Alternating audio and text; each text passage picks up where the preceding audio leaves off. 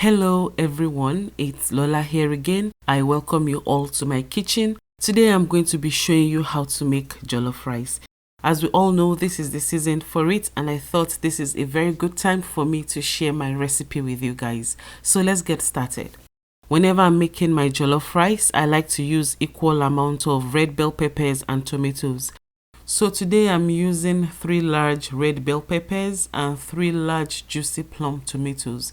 So I'm going to be blending this together with 1 large onion and 2 habanero peppers. Once it becomes really smooth, I'll be pouring it inside a bowl and I'll be setting it aside.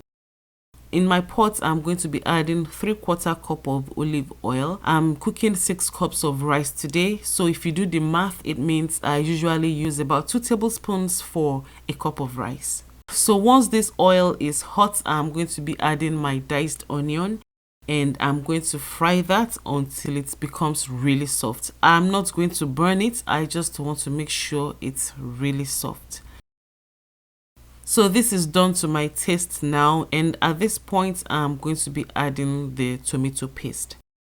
Now I'm going to fry this tomato paste again for about 5 minutes or thereabouts, and I'm doing this because I want to get rid of that sour taste that usually comes with the tomato paste.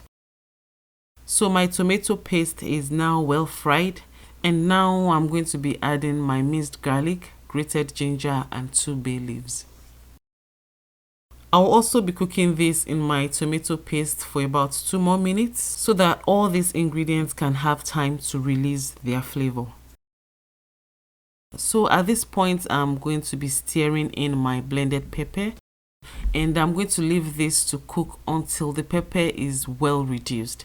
And this is going to take about 20 minutes, so you have to be patient and make sure you stir this occasionally to prevent the pepper from burning. So this has been cooking for 20 minutes. As you can see, it's well reduced. At this point, I'm going to be adding some thyme, curry powder, salt and seasoning cubes. I'll be mixing this together, then I'll cover it up once again and allow the sauce to continue cooking for another 5 minutes or till it's well fried. You know the sauce is well fried when you see the oil is literally floating on top of the sauce. At this point, you know the sauce is ready for the rice. So now I'm going to be pouring my washed rice inside the sauce, and I'll mix that together until every grain of rice has been covered with the sauce. I'll also be adding my stock, and today I'm using chicken stock. Any type of stock will work just as well. So once again, I'll be stirring this together, and this is a good time to adjust your seasoning if there is a need to. So once you hear the sound of the rice boiling, after about 2 to 3 minutes of placing it on your stove top, just turn the heat down to medium-low immediately and leave the rice to steam for about 20 to 25 minutes. So this rice is done now. I'll just mix everything together so that all the sauce can be well distributed all around the rice.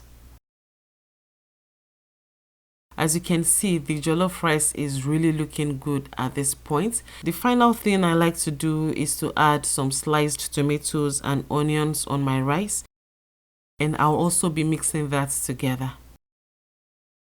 So while the jollof rice is still very hot, I'm just going to cover this with my heat turned off so that the heat in the rice can steam up these tomatoes and onions. And that is it. This is how I make my jollof rice. And sometimes, depending on my mood, I also like to add some white pepper or a little bit of butter. But today, I'm just going to leave this the way it is. So that is it. This jollof rice is ready to be served. You can serve this with your fried plantains, your chicken, your vegetables, or any side of your choice. For me, I like to eat my jollof rice immediately or a few hours after cooking it. However, the second day jollof rice for me is a must. So whenever I cook jollof rice, I make sure I make enough that can last till the second day because I don't always like to miss that. So that is it again for today. Thank you all for spending your time with me. All the other information and the links you need to this recipe can be found in the description box below. Until next time, I'll talk to you shortly. Enjoy.